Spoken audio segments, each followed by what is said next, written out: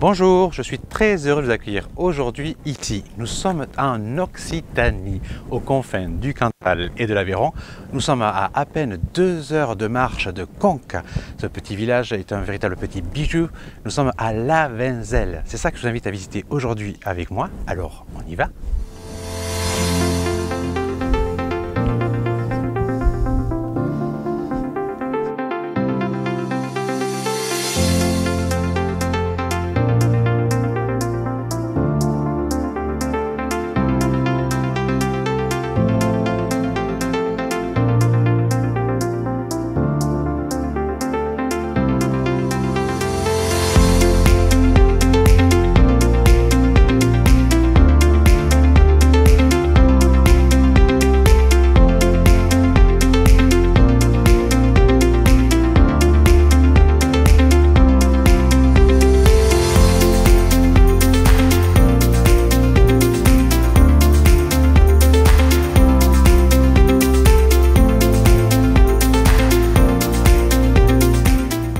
Il y a dans le village de nombreux sentiers de randonnée comme celui du Peyral qui est juste derrière moi.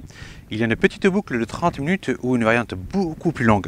Mais pour moi, ni l'une ni l'autre, il fait beaucoup trop chaud et ce serait pour moi un véritable chemin de croix.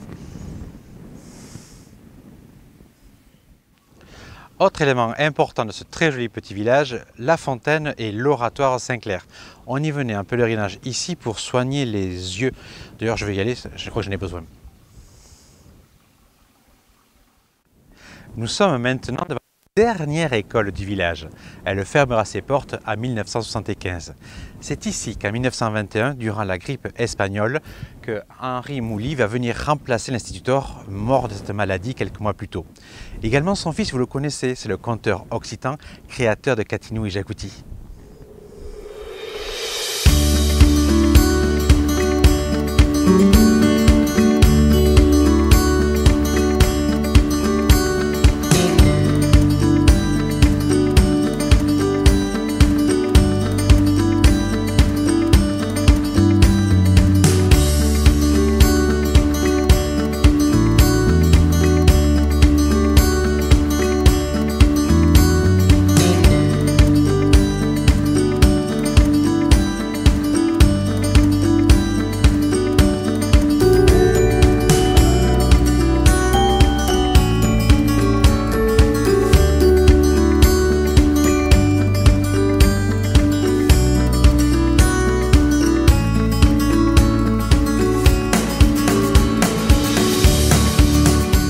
Voilà, regardez derrière moi le trésor de l'église.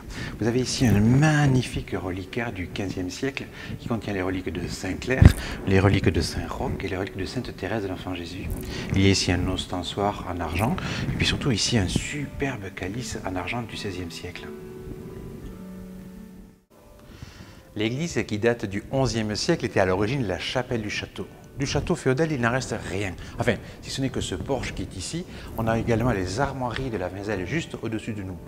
Le mot Lavenzelle vient du vin vinus et célas, qui veut dire en fait la cave à vin.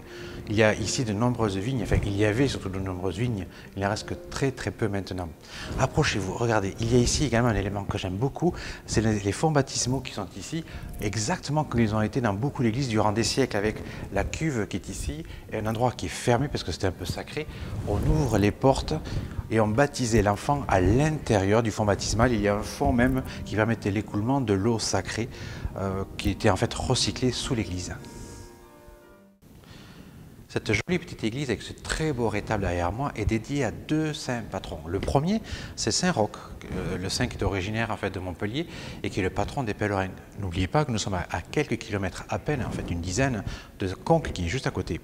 Et puis elle est dédiée à Saint-Clair qui est juste derrière moi. Alors ce n'est pas le premier évêque d'Albi, il y a en vérité 6 Saint-Clair.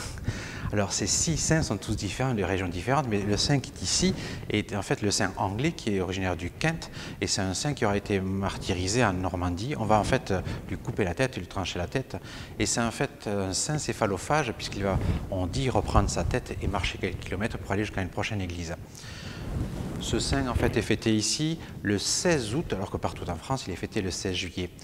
Ce que je voulais vous montrer aussi dans cette église, c'est le clocher. Il y a bien un petit clocher ici, mais en fait cette église a la particularité, c'est qu'elle a de clocher. Je voulais vous faire la surprise, mais oh, je résistais pas. Venez voir, en fait, il y a un grand bâtiment à côté. On y va?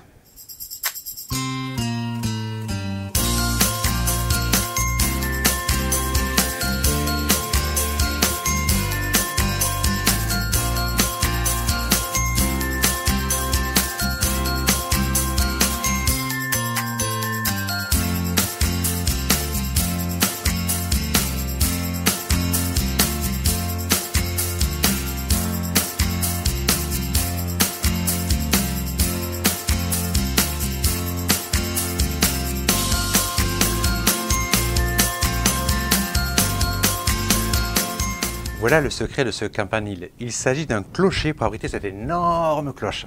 Cette cloche fait 1250 kg, plus d'1 tonne. C'est fabuleux. Il s'agit de l'œuvre de Jean Houillade. Jean Houillade, il est né ici, à la Vinzelle, et c'est un personnage pas très sympathique qui n'a fait voir des vertes et des pas mûres à tous les habitants. Alors pour se racheter, vers 1870, il va faire fondre à Rodez cette grande cloche fabuleuse, sauf qu'elle est trop grande pour entrer dans le clocher. Qu'en faire? Elle va rester devant l'église. Le curé, les paroissiens vont demander en fait au préfet de donner des sous pour construire un nouveau clocher, pour au moins consolider le vieux clocher de l'église du XIe siècle en contrebas. Mais le préfet fait sourd d'oreille, il ne veut pas donner un seul sou. Alors au bout d'un moment, c'est le maire et les habitants qui vont construire ce campanile donc à l'extérieur de l'église pour abriter ce grand bourdon qui sonne que très rarement, notamment pour le 16 août. Il faut qu'il fasse d'ailleurs tout le tour pour pouvoir sonner. Mais là, aujourd'hui, on ne va pas le faire.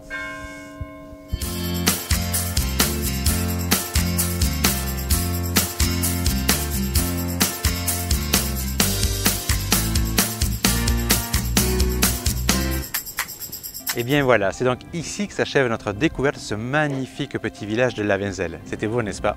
J'espère que tout comme moi, vous avez apprécié cette visite découverte. Quant à moi, je vous donne donc rendez-vous très vite pour de nouvelles aventures. Je vous dis donc à très bientôt.